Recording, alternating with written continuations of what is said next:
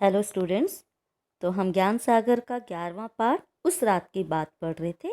तो अब तक हमने पढ़ा कि जो उसके साथ घटना घटी थी लेखक के साथ, मतलब जो बुढ़िया आई थी उसके घर पर मांगने के लिए।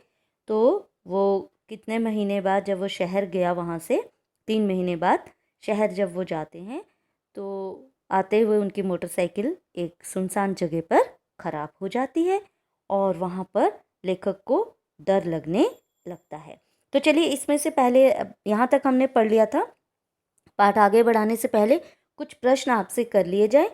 तो देखिए, लेखक ने अपनी बेटी से भिखारिन को क्या देने को कहा था? क्या देने को कहा था? 2-4 पैसे, है ना। अच्छा, दूसरा प्रश्न देखिए, लेखक को कितने महीने बाद शहर से दूर जाना पड़ा? तो लेखक को 3 महीने बाद शहर से दूर जाना पड़ा। ठीक है। अच्छा, मेरा बेटा बहुत बीमार है, किसने कहा था? किससे कहा था? मेरा बेटा बहुत बीमार है, किसने कहा था? बुढ़िया ने लेखक से। कह देना कि और घरों से मांग ले, ये किसने कहा था? ये लेखक की पत्नी ने, ठीक है, बेटी से कहा कि उससे कह देना, ठीक है, ऐसा कहा था। अच्छा, अगला प्रश्न देखिए, बुढ़िया के पैसे मांगने पर लेखक ने क्या समझा था? बुढ़िया के पैसे मांगने पर लेखक ने क्या समझा था कि लोग क्या करते हैं, कभी धर्म के नाम पर, कभी अकाल, कभी बाढ़ या बीमारी के नाम पर, ठीक है, पैसे मांगते हैं तो वे भिखारी नहीं कहलाते, लेकिन पैसे अधिक पा जाते हैं। ठीक है। तो दूसरा प्रश्न देखिए, रात में लेखक को डर क्यों लगने लगा था? डर क्यों लगने लगा था रात में लेखक को? तो धीरे धीरे जब रात गहराती जा रही थी, आसपास खड़े पेड़ पौधे डरावने लगने लगे थे, गीदड़ों की हुआ हुआ सुनाई देने लगी थी, जंगली जानवरों और चोर लुटेरों के डर से लेखक घबरा उठा। ठीक है, चलिए अब आगे बढ़े इसके। तो अचानक क्या हुआ, लेखक की नज़र सामने, ठीक है, अचानक मेरी नज़र सामने दूर टीले पर पड़ी। तो लेखक की नज़र टीले पर, टीला क्या होता है? एक कहीं एक छोटी सी पहाड़ी, है ना, ऊंचा सा स्थान, है ना, वो टीले पर पड़ी। मन में एक आशा बंधी, एक कुछ उम्मीद सी जागी। मैं साहस करके टीले पर जा पहुंचा। मोटरसाइकिल खराब सड़क के किनारे ही छोड़ दी थी। कुछ ही दूरी पर रोशनी दिखाई दी। जैसे वो ऊपर गया तो थोड़ी सी वहां पर रोशनी यानी लाइट दिखाई दी। अब आप देखेंगे, जैसे वो गया तो ये लेखक है ना, जैसे वो गया ऊपर उसको घर दिखाई दिया। ये देखो, वही बुढ़िया, उसका पति और उसका ये बेटा।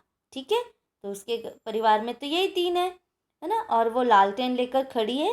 ठीक है, वह एक छोटी बस्ती थी। ठीक है, कुछ बस्ती है, कुछ घर होते हैं, ठीक है, जहाँ पर बस्ती में घुसने पर सबसे पहले घर का दरवाज़ा खटखटाया। तो बस्ती में जैसे ही घुसते उसने सबसे पहला ही दरवाज़ा खटखटाया। जो पहला दरवाज़ा था, ये नहीं देखा कि किसका खटकाऊं, जो पहला घर आया उसका दरवाज़ा नॉक किया यानी खटखटाया। एक बुढ़िया लालटेन लेकर बाहर आई। मैंने अपनी परेशानी कह सुनाई। रास्ते में उसने अपनी परेशानी बताई ना कि हुआ क्या। उसने बताया कि रास्ते में मेरी मोटरसाइकिल खराब हो गई है, टीले के उस पार खड़ी है, अगर यहाँ कोई मिस्त्री मिल जाए तो मैं घर पहुँच जाऊँ। उसने ये मदद मांगी कि यहाँ कोई मैकेनिक है, मिस्त्री मतलब मैकेनिक, वो अगर मिल जाए तो वो मेरी मोटरसाइकिल ठीक कर दे तो मैं घर चला जाऊँगा, है ना। उस बुढ़िया ने अपने बेटे और पति को बुलाया। ठीक है, उन्होंने कहा कि उस बस्ती में कोई मिस्त्री नहीं है, पास के गांव से सुबह उनका बेटा बुला लाएगा, रात भर मैं वहीं ठहर जाऊं। देखो, उस बुढ़िया के पति और बेटे ने भी ये कहा कि यहाँ तो कोई मिस्त्री नहीं है, तो सुबह बुला लेंगे मिस्त्री को, आप रात को ऐसा करो हमारे घर ठहर जाओ।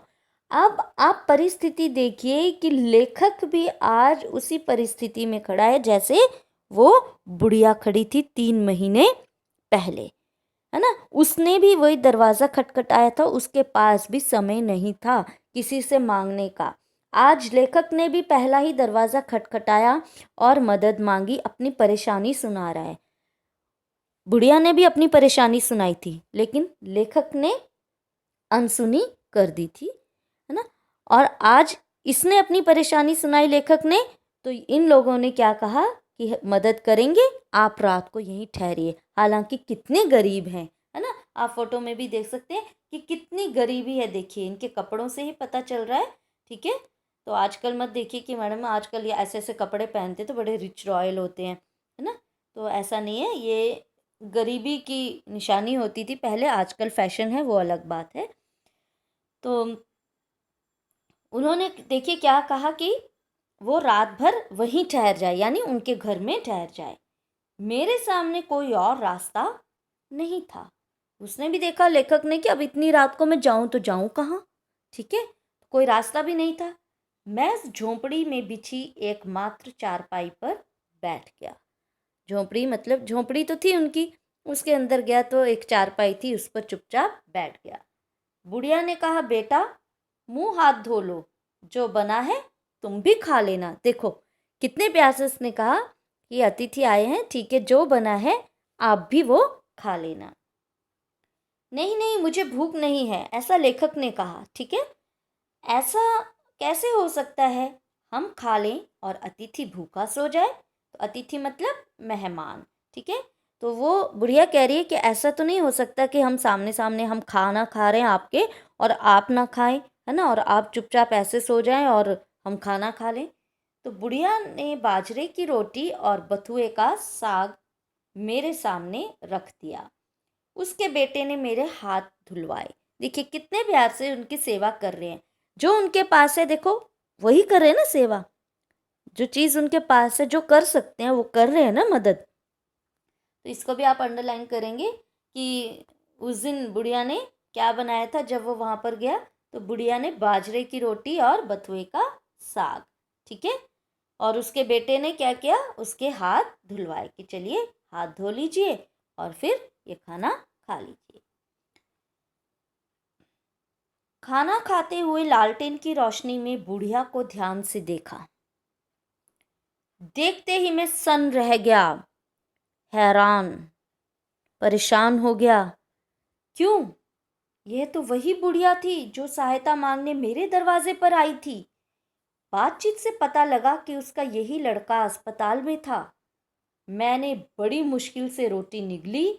मन ही मन मैं उस दिन के व्यवहार पर लज्जित हो रहा था। तो देखिए आप किस तरह से वो बेचारा परेशान हो गया। तो देखिए ये बुढ़िया, उसको याद आ गई, देखो सोते कि ये तो वही बुढ़िया थी जो मेरे पास आई थी। आज बेचारों ने देखो इसको चारपाई दे दी सोने के लिए, खुद सारा परिवार नीचे सो रहा है ना। कितनी गरीबी है, एक ही कमरा है, लेकिन फिर भी इसको भूखे नहीं सोने दिया, जो बना उसको खाने को दिया। गर्मी की रात थी। बुढ़िया, उसका पति और बेटा जमीन पर सोए, लेकिन मेरे लिए उन्होंने चारपाई बिछा दी। देखे देखो मतलब किस तरह से सेवा भाव है उनके अंदर। उनके इस भले व्यवहार ने मुझे और भी लज्जित कर दिया। उनके भले व्यवहार ने उसको और लज्जित यानी शर्मिंदा कर दिया। सोचते सोचते न जाने कब मेरी आंख लग गई। आंख लग गई यानी नींद पड़ गई। ये मुहावरा है, आंख लग जाना, नींद आ जाना। सुबह मेरे उठने से पहले ही उसका बेटा मिस्त्री को बुला लाया। देखो वो अभी उठा नहीं था और वो फटाफट जाके मिस्त्री को बुला लाया कि इनकी परेशानी दूर हो, है ना। मिस्त्री ने घंटे भर में मेरी मोटरसाइकिल ठीक कर दी। कितनी देर में ठीक की? घंटे भर में।